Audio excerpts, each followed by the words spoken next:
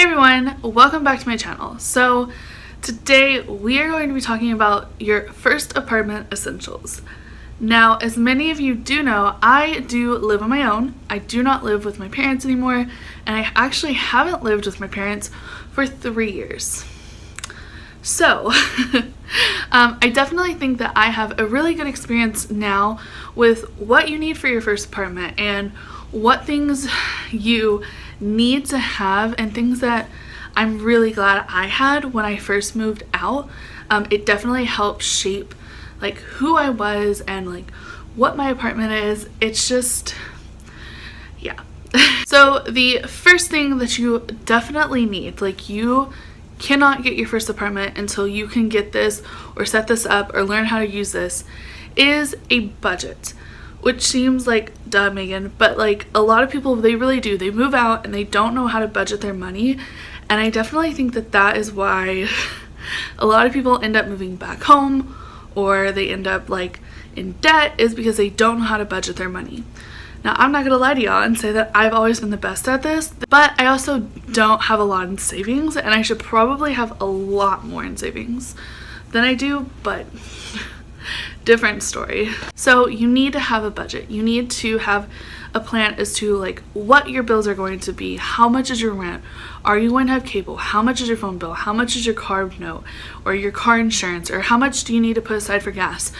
You need to have a budget that says everything that you have to pay, whether that's rent, whether that's electricity bills, phone bills, cable bills, car insurance, car notes, gas. Honestly, whenever I make like my thing of like bills and stuff, I always put like $40 for gas, and that's how I make sure I always have money for gas, because I'm one of those people, like I would just kind of forget. And so that was something I always have made sure to do, is always put aside money for gas, not just go, oh, I'll just use it on my spending money. No. What I like to do is I like to, whenever I get paid, whenever I get my paycheck, or when I find out how much my paycheck is, I always write down how much it is, and then I take out my rent, I take out my car insurance, my electricity bill, everything that I have to take out first, and then I try and put a little bit in savings. They say you should put 10% of what you have after everything up in savings, but I won't lie and say that I do that all the time, because sometimes that's just not plausible.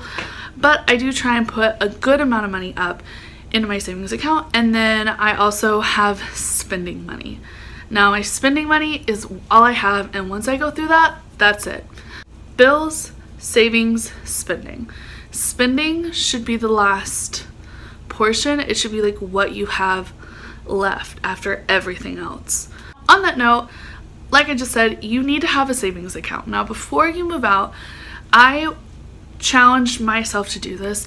I made it a point that I wanted to have 3 months worth of savings put up. Now, obviously, before I moved out, I didn't really know how much like my cable bill would be or my electricity bill would be or anything like that. So it ended up being about 2 months worth of savings, but that's fine. That is perfectly fine. So that's what I always tell people whenever they ask me, like, what do I need to have before I move out as far as savings? And I always say, have 3 months worth of savings put up for whatever reason, even if you end up not having to use it necessarily for your bills and you're just using it for like a car repair or something, you know, or a repair on something, or a new laptop that you have to get, or whatever the case may be. Make sure that you have a good chunk of money saved up, because you never know what's going to happen, you know, and trust me, it sucks when you don't have any money put up. So the third thing that you need to have, this is one of those like you never would think about it, but like it's really important and it comes in handy all the time. You need to have tools. You need to have a hammer, a screwdriver, and a thing of pliers. Also, on that note, you need to have a flashlight, but also those three. So you need to have a hammer, a screwdriver, and a set of pliers. Trust me when I say you never know when you're gonna need a hammer. For example, I was hanging pictures and it was really nice to have a hammer. Obviously, I could go buy a hammer, but it's nice to have one on hand. Another thing that you need to have, like I just said, was a screwdriver. I used the screwdriver literally for everything. Like I've had doorknobs where I need to like tighten them, or I've had my shower like nozzle thing gets loose a lot, so I have to like screw it back in, or just random screws here and there. Like seriously, you never know when you're gonna need a screwdriver. Now, the most important one, in my opinion, is the pliers. Pliers do a lot. They twist things that are hard to turn. They will pull things if it's hard to pull out. Literally, if you get any of the things I just said, get the pliers. They are so important because they're just so handy. And the flashlight you need just because, I mean, if there's like a blackout or if the power goes out or whatever the case may be, you need a flashlight. They are so important. And make sure you have batteries for the flashlight, because those are also important. So the next two things are actually more so like just things that you need to have to keep yourself timely, and also just kind of like a nice thing to have. So the fourth thing that you need to have is you need to have an alarm clock.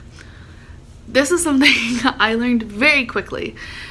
When you live at home, right, you have your parents or your siblings to wake you up when you need to get up for work or school or whatever it is you need to get up for.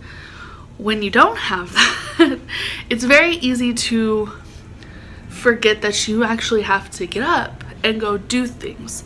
So have an alarm clock and make sure that you have an alarm set. Like personally, well, and like I get up every morning at like 7:45 to 8 o'clock. My alarm clock's set to 7:45. But if you have to go to work at 2 and you need to get up at 12, set your alarm clock to 12 and make sure that you're getting up on time, because trust me, lifesaver, I mean literally, like if you don't have an alarm clock, you're probably gonna end up being late to a lot of things, like just realistically. The fifth and final thing that you definitely need to have, and this is one of those things like if your apartment doesn't already come with it, is a stand fan.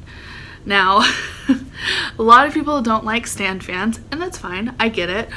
However, most apartments, in my experience at least, especially maybe it's just here in Texas, I don't know, don't have ceiling fans for whatever reason. And trust me, I don't know how I went the first like 7 months living in this apartment without one, because now I don't think I'll ever be able to not have one. I literally, like, I don't think I could ever not have a stand fan. It is a lifesaver during the summer. I mean, it's a lifesaver all the time. I literally have it on every night, and sometimes it's just for the noise. So get yourself a stand fan. If you don't have a ceiling fan, I promise it will be so worth it. You don't even have to buy, like, I bought an $80 one. You don't have to buy an $80 one. You could buy like little dinky $10 ones or $20 ones. Just get one. It is a lifesaver. Alright, so those are my 5 essentials for your first apartments. If you have any other essentials, go ahead and leave it down in the comments below. I would love to know what you think you need to have.